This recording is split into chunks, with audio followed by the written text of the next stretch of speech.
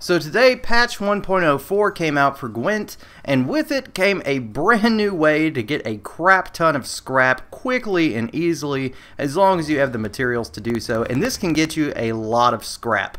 And I'm going to show you that method in a minute, but I'm going to cover a little bit of the patch just so you know why this is important.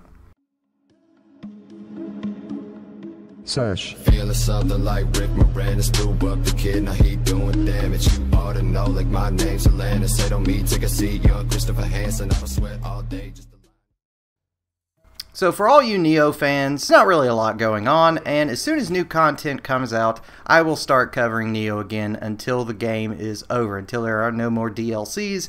But until new content comes out and I'm not doing the same things over and over and over again, I'm going to start playing different games. This is what I'm playing right now. I can't wait until Shadows of War come out, because that's going to be something I'm going to be covering. Also, The Fractured But Whole. Great title. I'm going to be covering that one as well as soon as it comes out. But in the meantime, I'm going to be playing a couple different games, and I am focusing on the Gwent card game right now. Now, to get into the topic of the video, this came about because of the patch released today, and I'm going to read something to you from the patch notes. It says, with this update, our main focus is to improve the balance, solve some of the major issues that were affecting gameplay, and adjust the prices for milling common and rare cards. Additionally, some cards will be subject to a limited time refund within 5 days in the form of an increase in the amount of scraps awarded for milling them. Note, however, milling the premium versions of these cards will not award meteorite powder.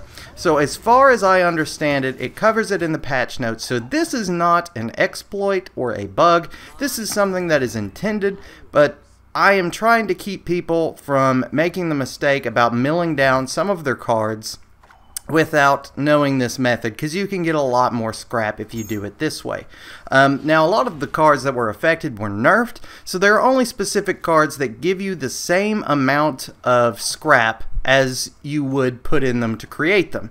So like for Drought, for instance.